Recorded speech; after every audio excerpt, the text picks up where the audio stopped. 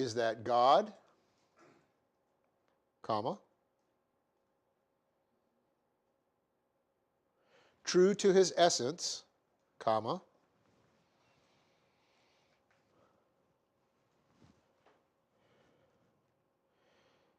is omniscient,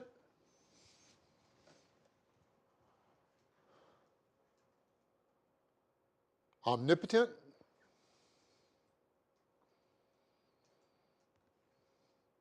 veracious, that's V-E-R-A-C-I-O-U-S, veracious meaning truthful. He is truth, okay? He told the truth. He said that Abraham's progeny were going to be many, and of course they are, right? So he is truthful, okay, as opposed to voracious, which is a different word, okay? Omniscient, omnipotent, veracious, righteous, and just, period.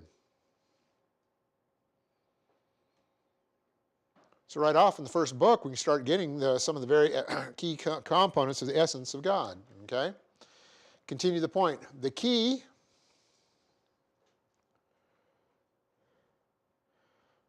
is the Abrahamic covenant,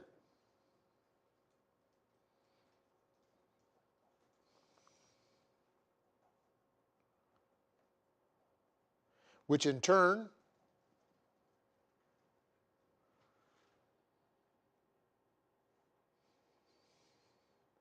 gives us confidence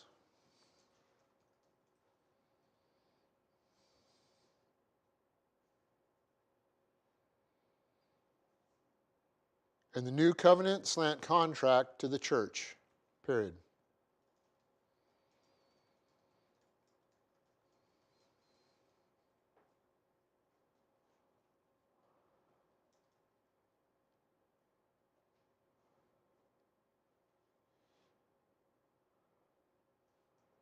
God does and will fulfill all of his promises, period.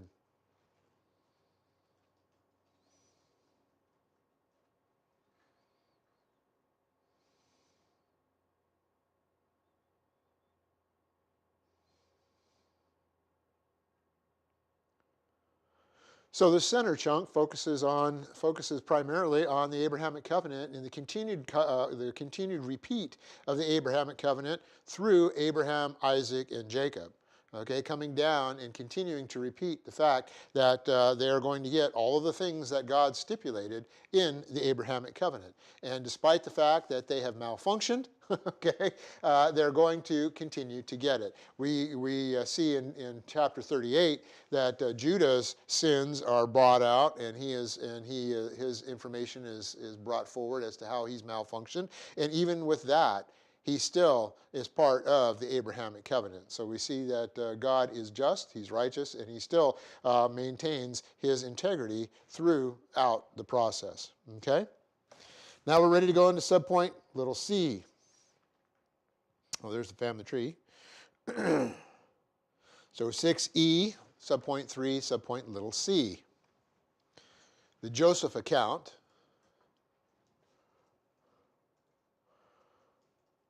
or y is so large of a section.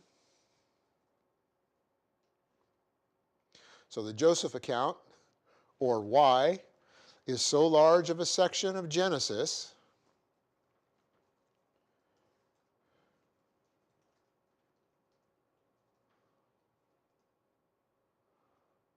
comma, i.e. chapters 37 and 39 through 48,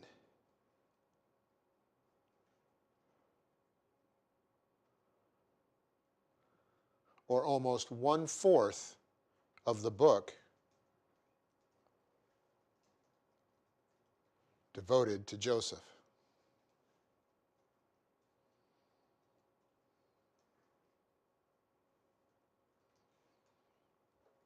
Question mark. So point 1, and we're back at 1 with 2 parents around it.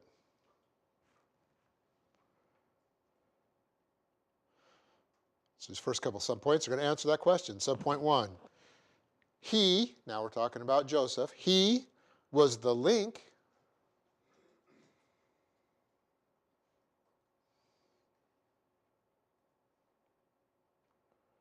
between the family of Israel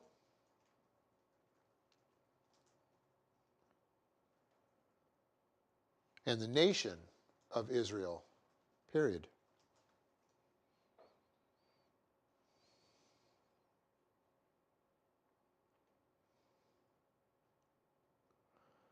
Up to the time of Joseph,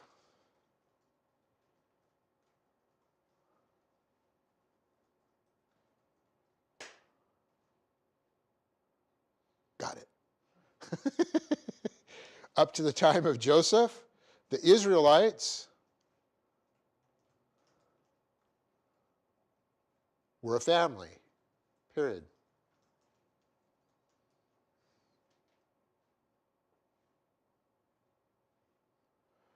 Joseph was connected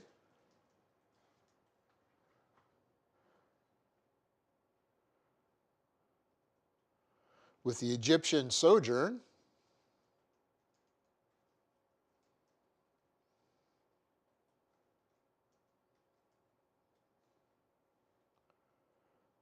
and ultimately the birth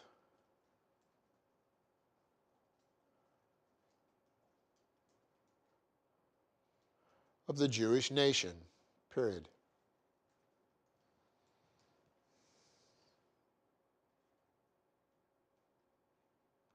Now remember, he's not considered the father of the Jewish nation. That goes to Moses.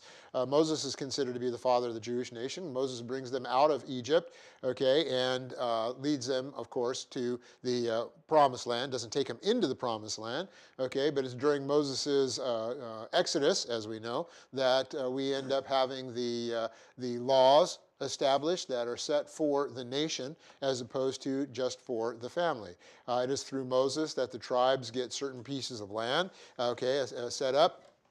And so it is through Moses as the father of the, well, he doesn't set up the lands, but that ends up being Joshua as they go into the promised land. But the idea is that it's Moses who's bringing them out, and during that time period that they actually form a nation.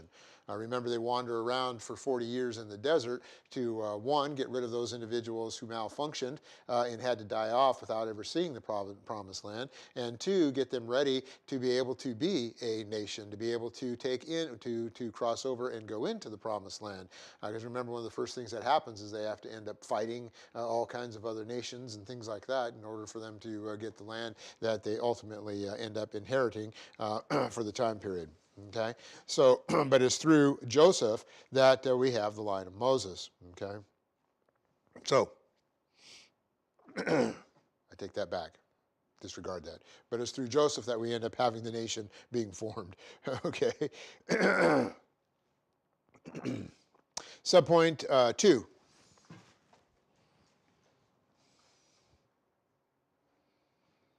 He is the Bible's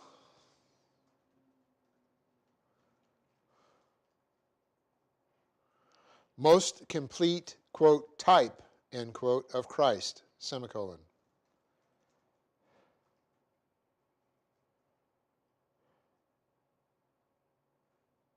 Now, the word type, when we talk about the word type, it has a specific meaning in theology and other scientific branches, but the idea being that the word type means the mold, if you will, the form. In software, well, anyway, I won't get into that, but it's like when you talk about the archetype or whatever, you know, it's the highest form, it's the mold that forms it. So by being a type of something, you are showing and representing that the thing that will come from that type. I hope that makes sense. I'm not explaining it very well, but I hope you understand. So basically, Joseph as being the type means that he represents and shows what Christ is going to be, okay, by being the type of Christ, okay? So he's the Bible's most complete type of Christ, semicolon.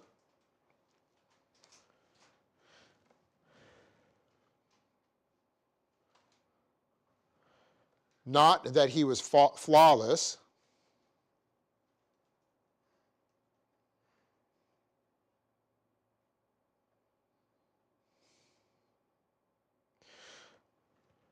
comma, but his faults were not recorded, period.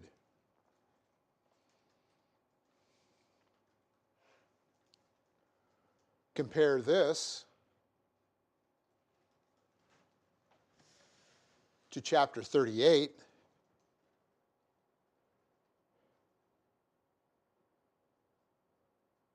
in which the faults and the shame of Judah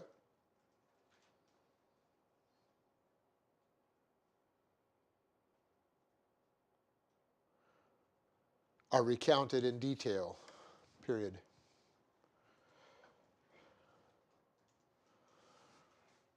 So it's interesting in the structure, and we won't get too much into the structure, but it's interesting in the structure that you have verse 38, okay, where, well, start off, in 37, Joseph is introduced, okay?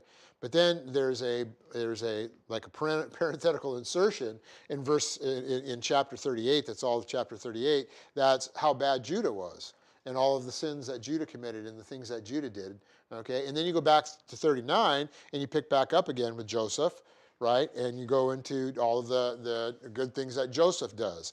And so there's a very good a way that it's set up to give you the antithesis in 38 of what Joseph really is by looking at Judah, right? And then you come back to Joseph, and then the rest of the story is through from 39 on, okay? So Joseph, he had faults, but they're not brought out, okay? Whereas Judah's were, okay? Point number 3.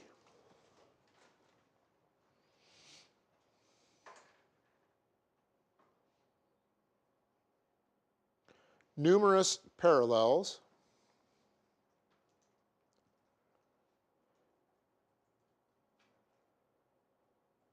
between the life of Joseph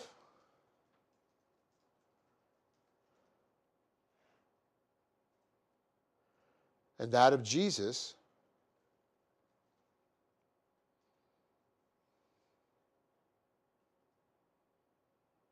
may be seen in this account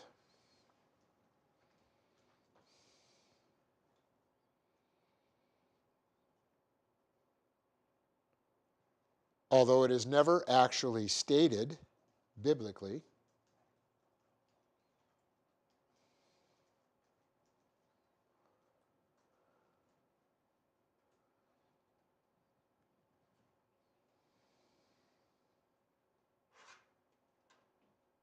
that he is such a type, period.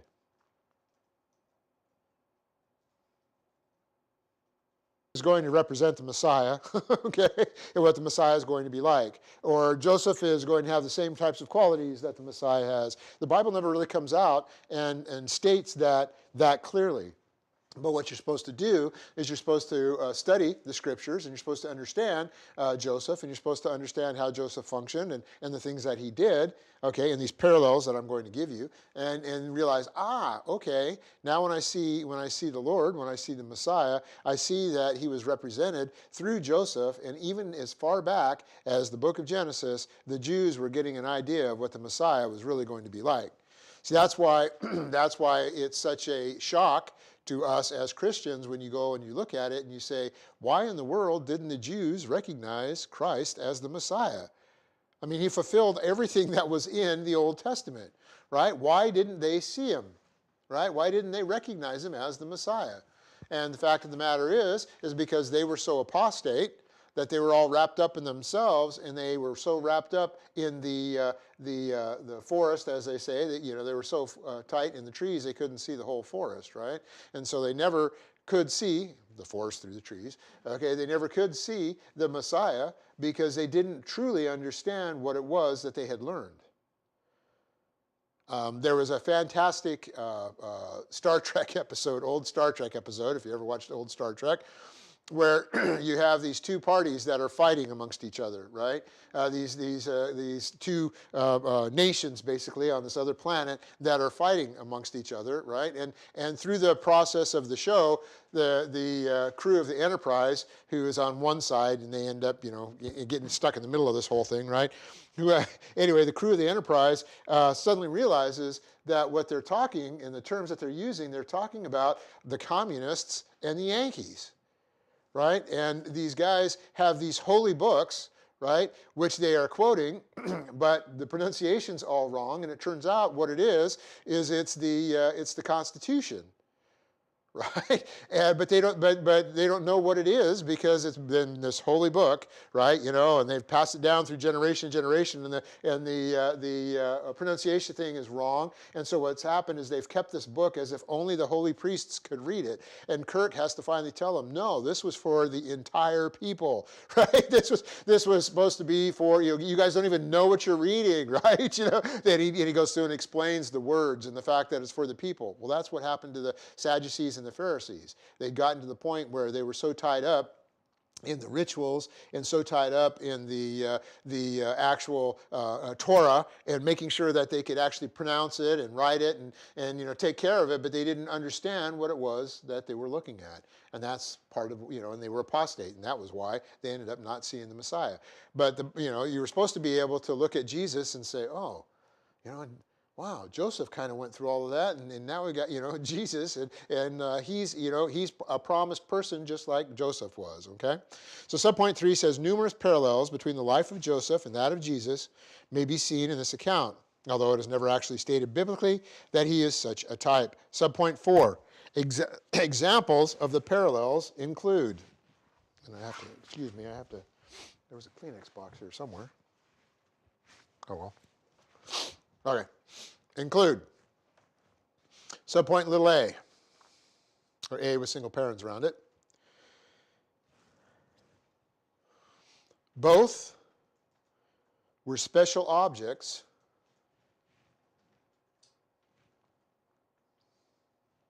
of a father's love.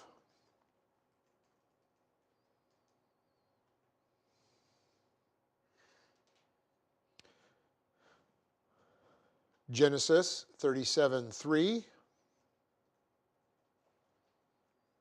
compared with Matthew 3:17, John 3:35,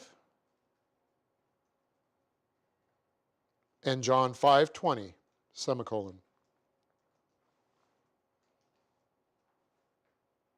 Subpoint little b, B with single parens around it. Both were hated and rejected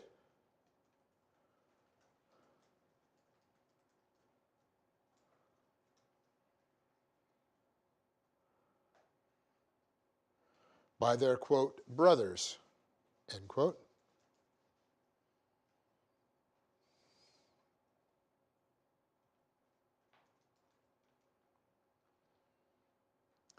Genesis 37:4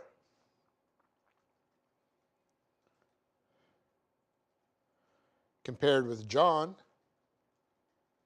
15:25, semicolon.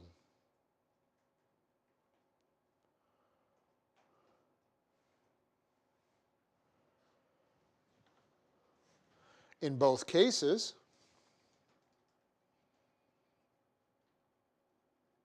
the brothers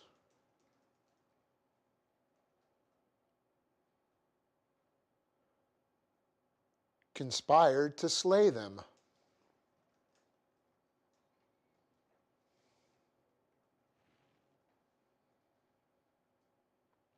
Genesis 37:18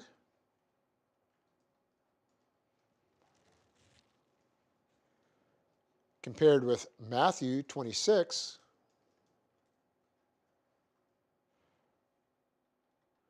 3 and 4. So the brothers here in the New Testament accounts, in John and Matthew, those are the Pharisees and the Sadducees. We have Caiaphas, who is planning on having Christ killed. Okay, and originally they were going to just flat out kill him, and then they realized, well, you can't do that.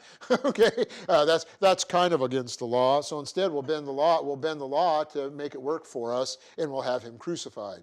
Which, of course, was what was prophesied all along, that the Messiah was going to hang on a tree, right?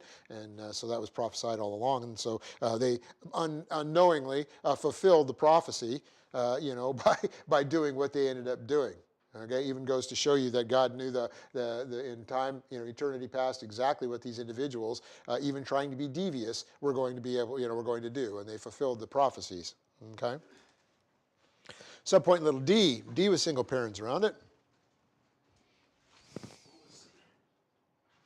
In both cases, brothers conspired to slay them. Didn't I say C?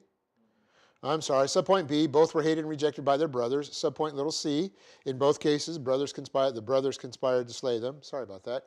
Subpoint little d, at the end of every section of passages that I get here, there's a new point. Okay? Subpoint little d. So if I don't say it, I'll just give you the pattern. Okay? Subpoint, sorry about that. Subpoint little d. Joseph was in intent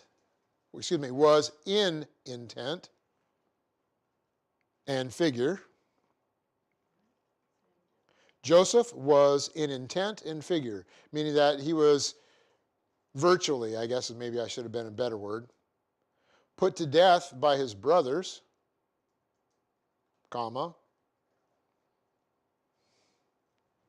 and they thought that it was the same as putting him to death, comma, as Christ actually was put to death.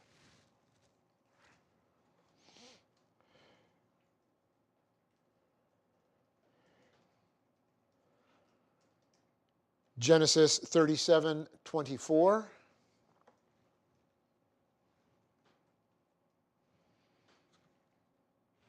Compared with Matthew 27,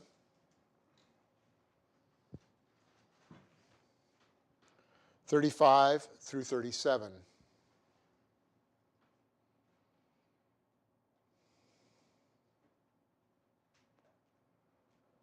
Subpoint little e.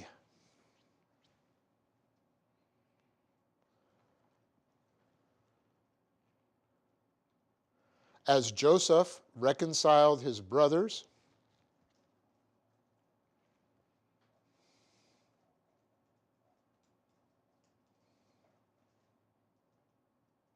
to himself,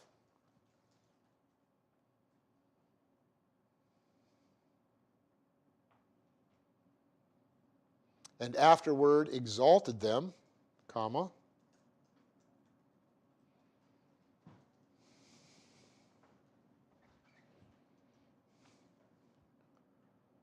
so also at his second advent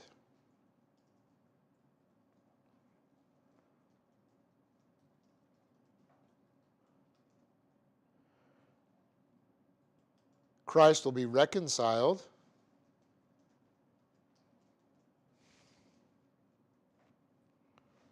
to converted Israel.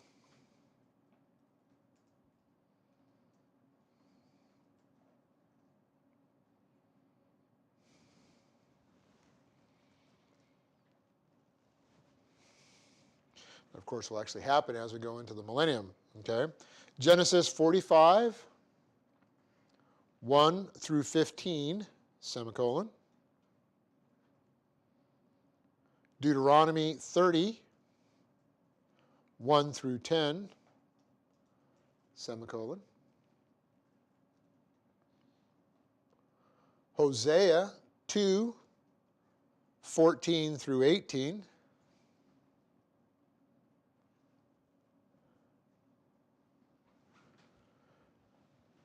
Compared with Romans 11, 1, 15, 25, and 26. Those are all in Romans 11. So Romans 11, 1, 15, 25, and 36, period.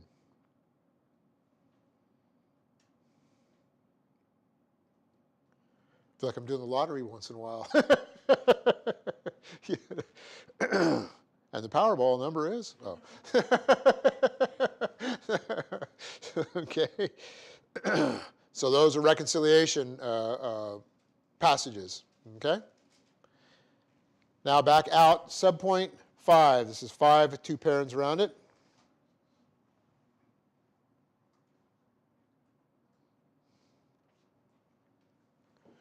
The Joseph account, comma,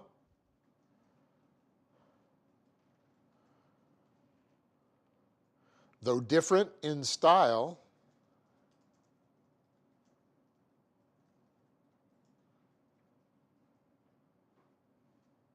from that of the patriarchs, comma,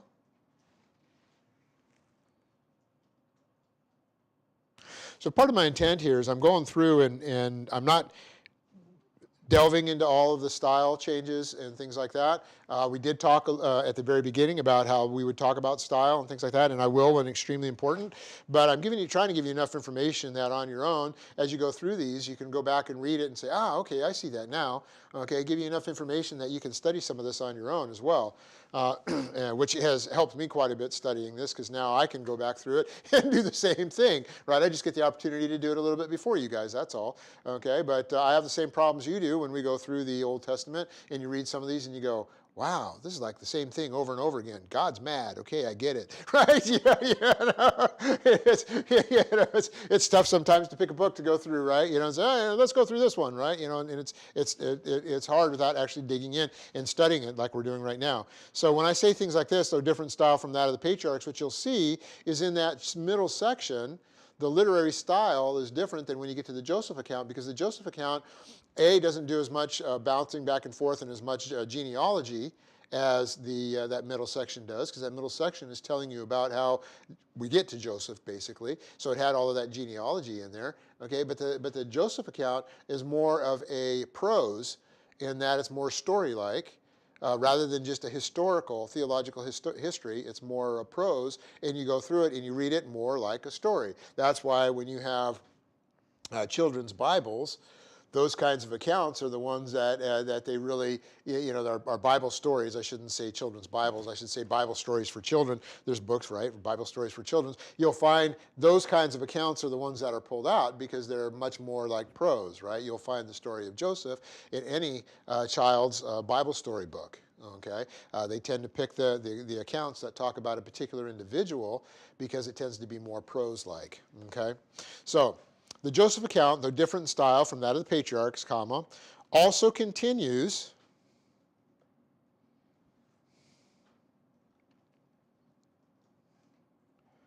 the themes of the patriarchal narratives, colon,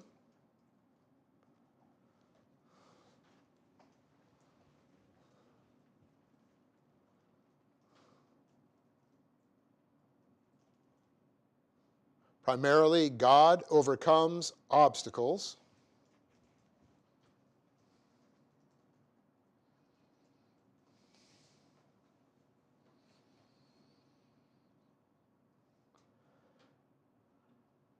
to the fulfillment of his promises, period.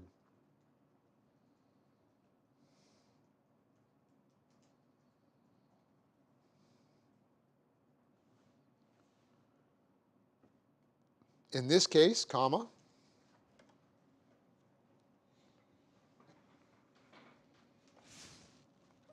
oh, I went blank, huh? Batteries died. 1, 2, 3. I don't have a light up here. Still getting sound? Okay. Huh. Okay. In this case, the family of God. Did I already give you that? Okay. So God overcomes obstacles to the fulfillment of his promises, right? Okay. In this case, comma, the family of God is threatened by famine,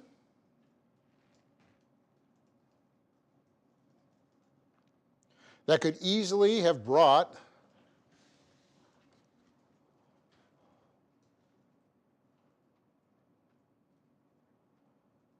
all the promises to an end, comma.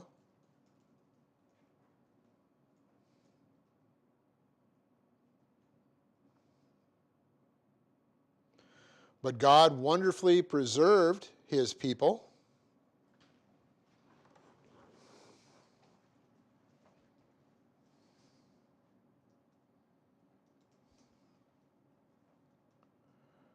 through miraculous means. Period. And if you know the story, Joseph is involved in that because he tells them how to save the grain, how to store it, and how to make it through the famine. And it is through his brothers actually coming, and they were running out of food, coming and asking for food, right? And they don't recognize him. And he is gracious and actually gives them gives them food to sustain, right? And so this all plays in to God's plan, of course, okay? Continue the point. Joseph himself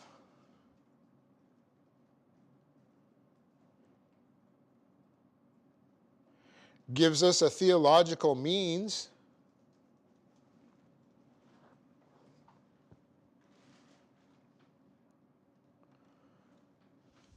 through which to view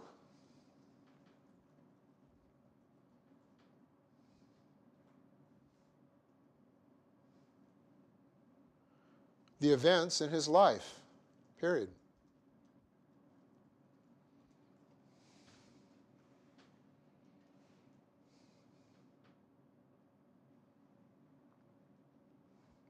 See, when you read the story, it's pretty interesting. It's kind of written at two levels. It's very good, particularly for what you would consider to be ancient writing, because you get the events that are happening, but you also get Joseph coming through, and he has his mindset, and he has his understanding of God, and he has the reasons, and he gives us the reasons why he's doing certain things. And so that's the theological means. You can see Joseph's trust in God, unlike his predecessors, who had these ups and downs. The story of Joseph is his life has ups and downs, but his faith is always right on.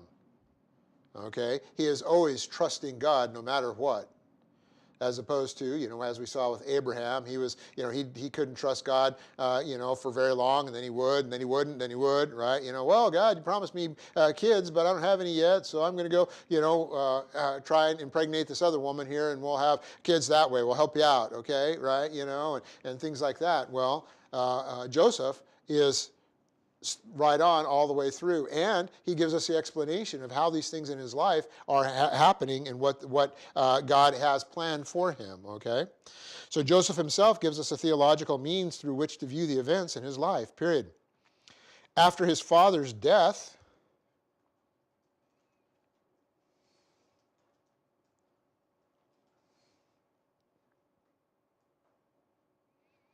of course you have the family tree there, so you know it's Jacob. After his father's death, his brothers worry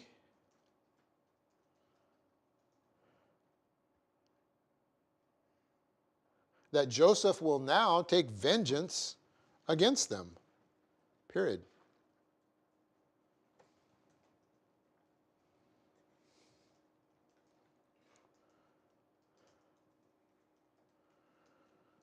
Remember, he had the means and opportunity to do that. At this point, they were just coming out of the famine, and he was second to the Pharaoh primarily, and he could have had them killed, right?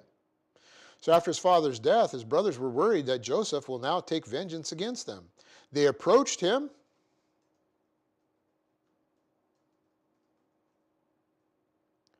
asking that he spare their lives.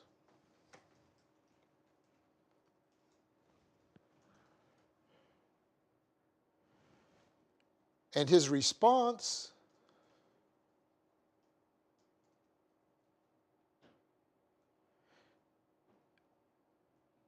indicates his awareness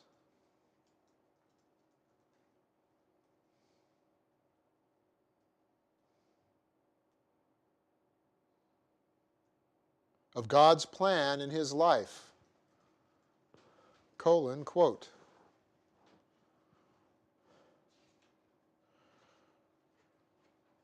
This is what he says, okay? So, colon, quote, do not be afraid, comma.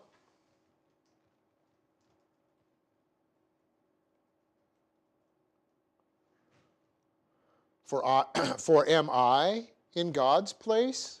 Question mark.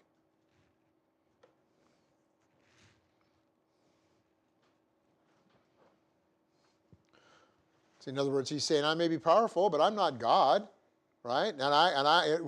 What you did is between you and God. You guys, we have reconciled. Okay, I'm not going to kill you, right? Do not be afraid, for am I in God's place? Question mark. As for you, comma,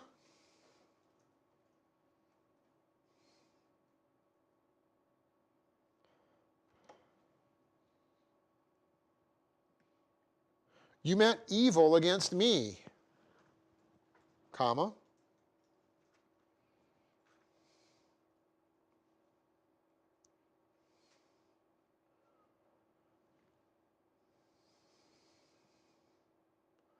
So as for you, you meant evil against me, comma, but God meant it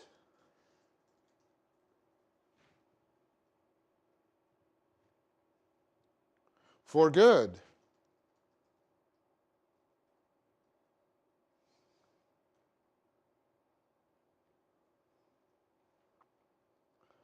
In order to bring about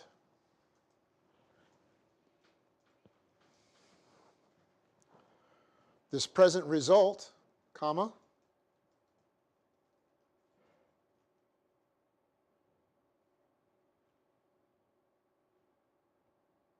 to preserve many people alive, period, end quote.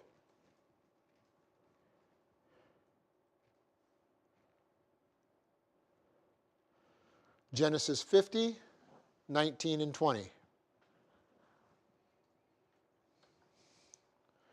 So see, he looks at it and he understands the plan of God. He looks at it and he says, yeah, you guys tried to kill me, but as a result, I ended up being in this, being in the Pharaoh's guy in charge of grain, and I ended up being able to save all of our people. So God turned something that would have been suffering circumstances, as we've studied in the past, to be a fantastic blessing for not only him, but all of the people of Israel. And he understood that. Right? So that's how we see him presenting the events in his life from a theological perspective, and how we see him as being an individual who is much more faithful than some of his predecessors. Subpoint 6. 6 with double parens around it. God reveals himself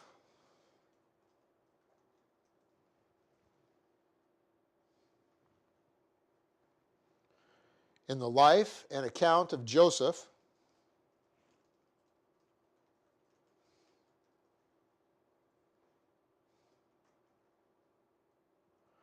to be a God in control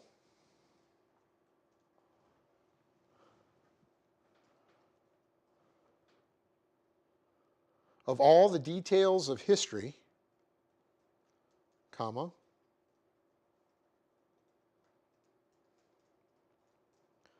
once again showing the essence of God to man, period.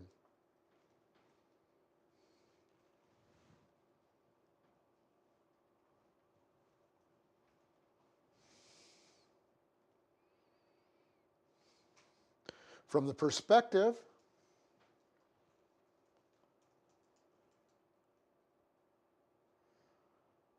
of the unbeliever or the immature believer, comma,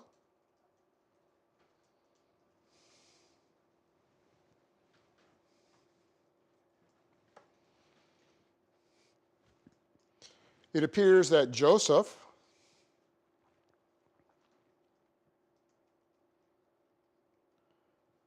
falls into, quote, bad luck, end quote.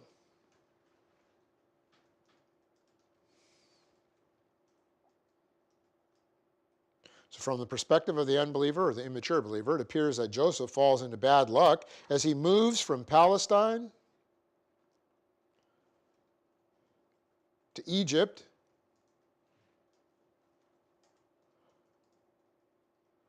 and ultimately to prison.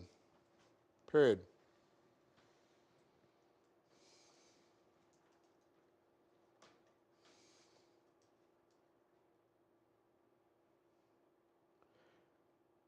His life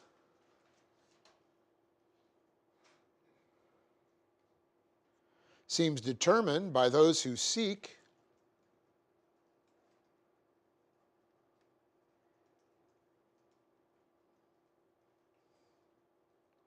to harm him.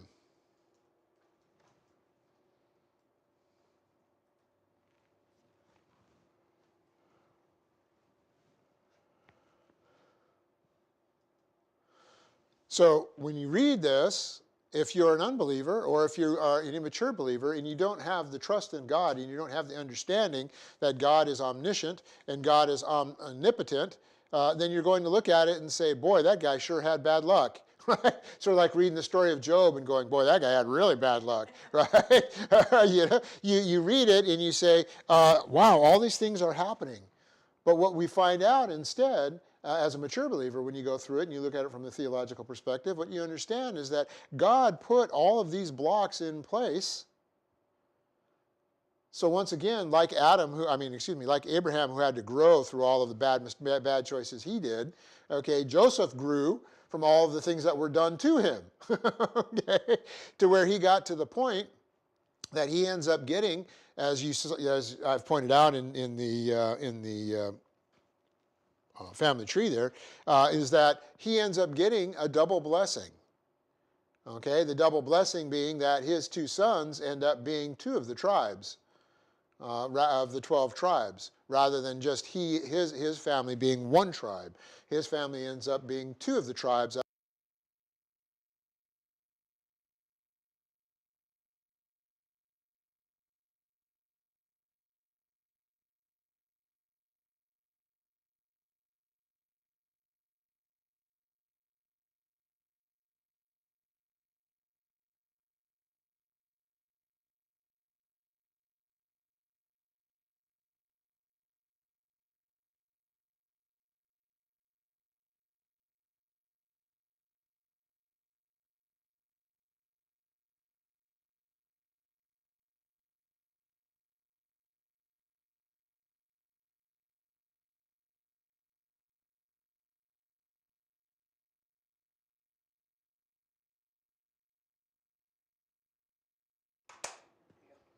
Okay, so my mic died. So if you missed the last couple parts, what we were saying is that the fact that that Joseph functioned properly and all of these things that happened to him so that he could grow and so that he could ultimately get to the point where he got double blessing, and his two sons ended up becoming two of the tribes of the 12 tribes that go into the promised land.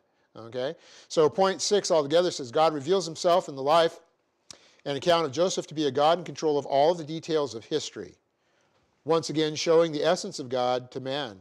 From the perspective of the unbeliever or the immature believer, it appears that Joseph falls into, quote, bad luck, end quote, as he moves from Palestine to Egypt and ultimately to prison. His life seems determined by those who seek to harm him. Okay, continue the point. Joseph, however, is aware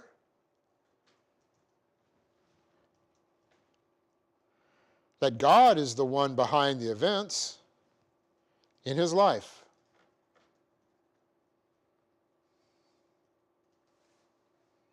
So Joseph, however, is aware that God is the one behind the events in his life. This is the lesson that we are to learn.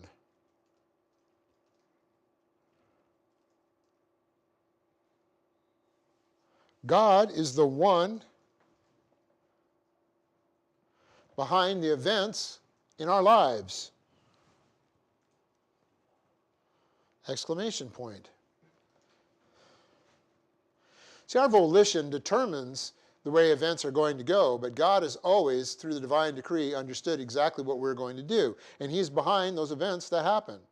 And so, as we always say, we have individuals who lose a loved one or whatever, and they're wondering, why am I still here? And the idea is, as long as you're alive, God's got a plan for your life. Always. He isn't going to forget you. Oh, once they're married off their pair, and then I'm just going to let them go and I'm going to forget about them. Okay. I only deal with single people. Okay. And if you lose your significant other, okay, if you lose your right man or right woman, as it should be, and is designed for you to have a right man and right woman, okay, it doesn't mean that you don't have some purpose in your life. Or as in high school, I knew an individual whose whole family got killed except for him. Okay? He still had purpose in his life. Okay? So, God is the one behind the events in our lives, and Joseph manifests this in spades. Subpoint 7, this is the last subpoint, and this is the last subpoint in Genesis. Okay? Furthermore, Joseph knows that God has overruled the evil intentions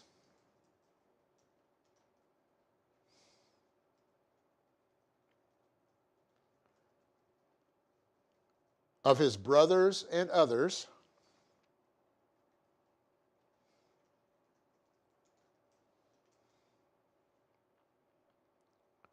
to raise him to a position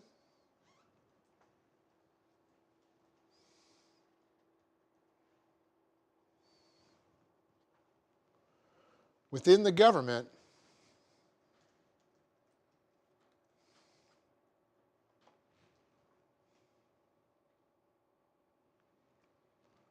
in order to bring about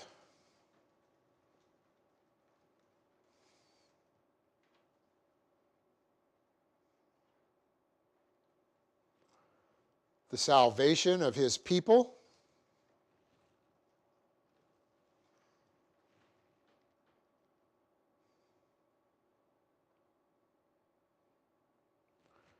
and the continuation of the covenant promise.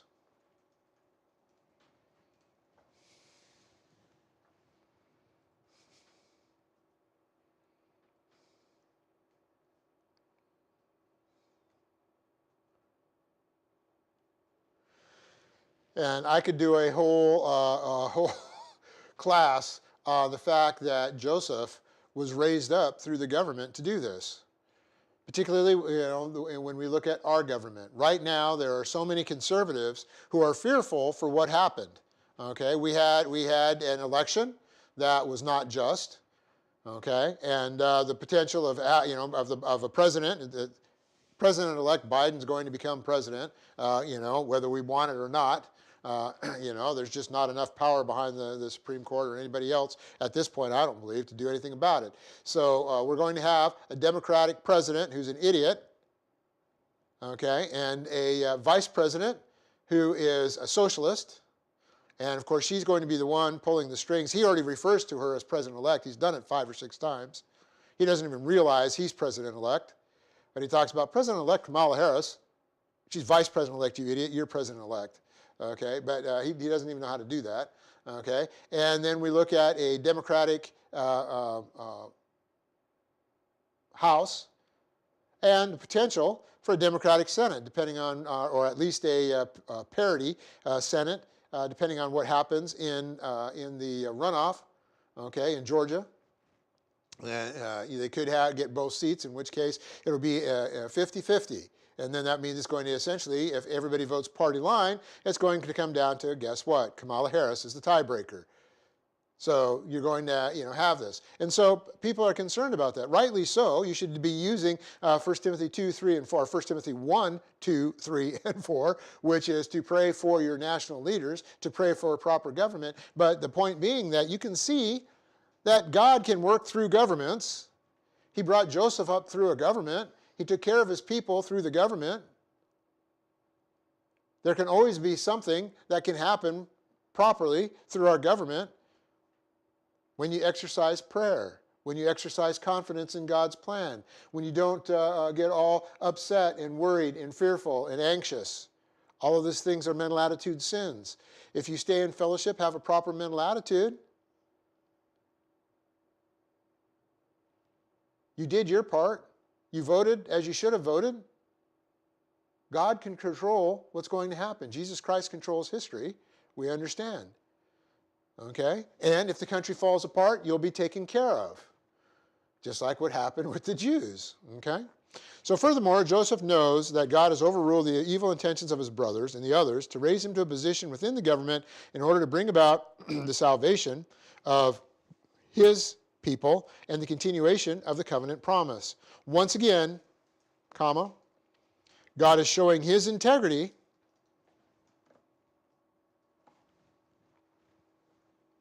regarding his promise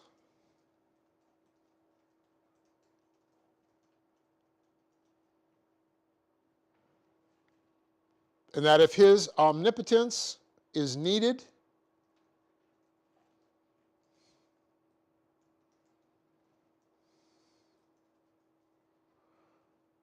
to validate it,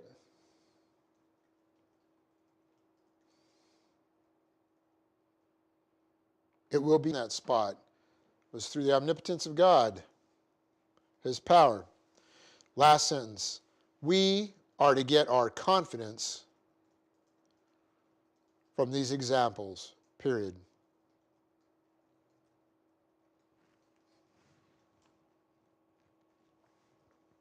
So the book of Exodus is not just supposed to be a history lesson. It's not just supposed to be about the creation, Genesis. It's not supposed to be a history lesson. It's not supposed to be just the, just the beginning of the earth. That's where everybody stops, right, is Genesis 1:1. The idea is that it's to give us the foundation. We get to see right from the very beginning the essence of God being manifest to us. We get to see God's example, God's confidence, or the confidence that we can develop in God. The fact that when he gives us a promise, he's going to keep the promise. The fact that we can trust what he says. And then we start to see, of course, then also the formation of not only the people, but ultimately, when we get into Exodus, the nation of Israel. Okay? And that's actually where we're going to pick it up next week, is going to be starting with the book of Exodus. Heavenly Father, we thank you for this opportunity to continue to study as a congregation and continue to grow, to advance in ranks, to get fantastic knowledge associated with the Old Testament, and to be able to get an overview and an understanding of the messages that you have presented to us through your word. And we ask now that God the Holy Spirit would take that information that we are learning and make it understandable to us so that we can have the confidence to move forward in our daily walk with you. And we pray in Christ's